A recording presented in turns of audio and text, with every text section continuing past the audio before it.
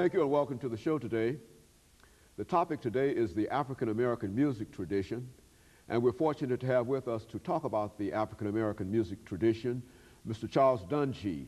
Mr. Dungy is a professor at Tennessee State University in the Department of Music. And of course, Mr. Dungy, let me welcome you to the show today. Well, thank you so much for having me, Dr. Haney. You know, I think the topic, the African American music tradition, is one that is certainly timely in terms of the vast variety of music that black folks have been involved in, and we want to talk about that today. But let's start off by talking about Charles Dungy. To have you give us some information about your background, your education, your experiences, and some of the things that were important in terms of your career that eventually led you to Tennessee State University as the professor in the Department of Music and dealing specifically with jazz music. You see, we want to highlight that because we want to specialize on that in a real sense, as you do. But let's start off with you, Mr. Dungy. Well, briefly, I am a Nashvilleian. I started playing professionally at the age of 14. I was educated in the Nashville public schools. Went to Washington Junior High School, Pearl High, with Tennessee State graduate. I was influenced by musicians and educators in the community that were professionals at what they did, but saw something in me that they thought they could develop, which I am glad for.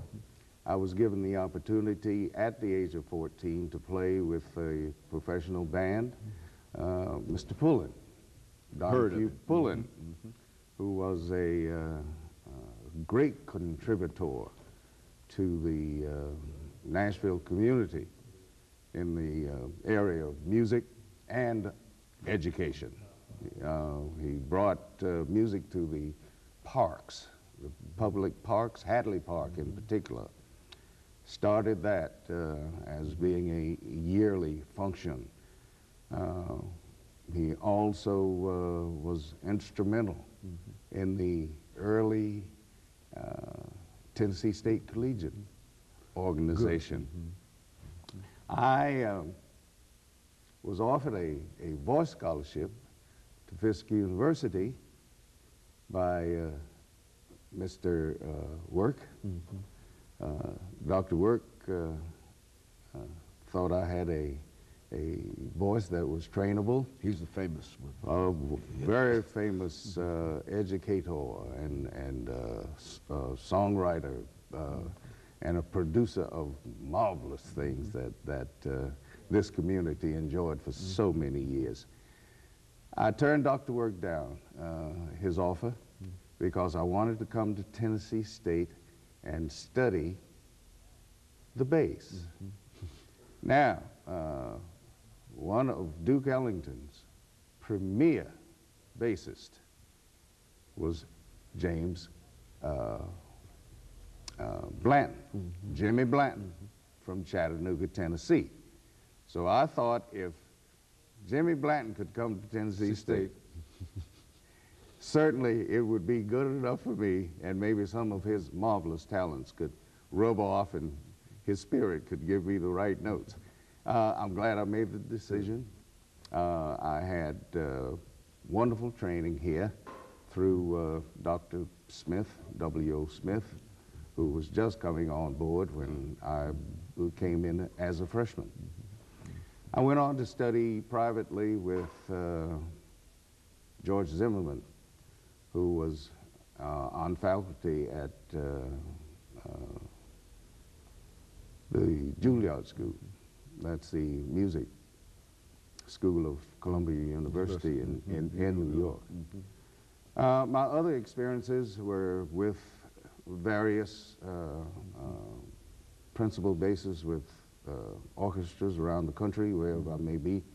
I tried to study with them, and then of course I was listening to and getting pointers from all those basses that I admired over the years and tried to emulate with my playing, you see. And I graduated Tennessee State with a BS. I worked on my master's, and I was glad that I was offered a chance to come back and work in the jazz program with the jazz ensemble, which we're calling the Tennessee State Jazz Collegians. In honor of that first collegiate band that was established here back in the early 40s and late 30s. You see,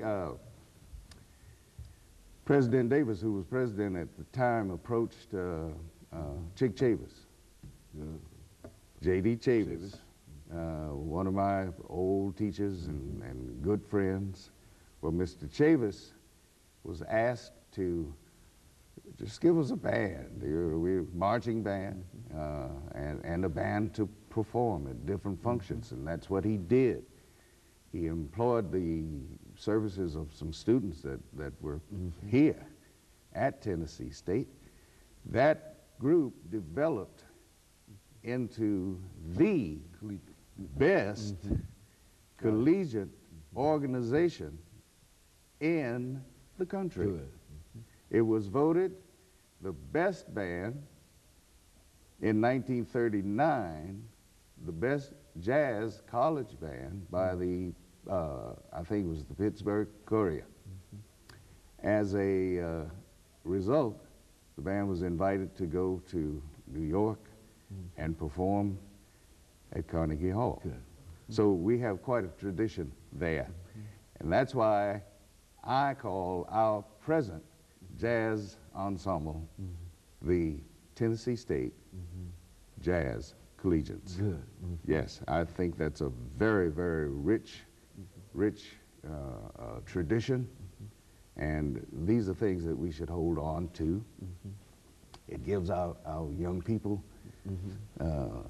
something to bite into as far as history is concerned. Don't just matriculate at a school, know something about it and its development, because you're becoming part of that development also. Now, you know, when you think about, Mr. Dungy, the African-American music tradition, and certainly you've given us the tradition as it existed and its evolution at Tennessee State University. Yes. But let's look at African-American music, period, from the very, very earliest idea of Africa, and sort of give us some kind of progression in terms of the various stages or the various developments, so that we can sort of put all of these traditions together. Well, the African-American tradition started the jazz entity, of course, in New Orleans. New Orleans was a perfect place for jazz to start, because it was a jazz of multicultural community.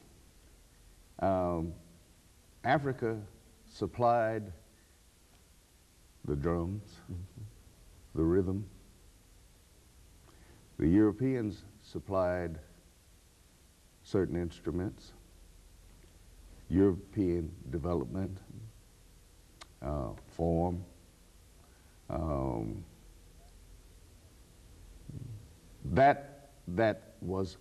These components were important that they came together and developed this art form of jazz that we talk about now.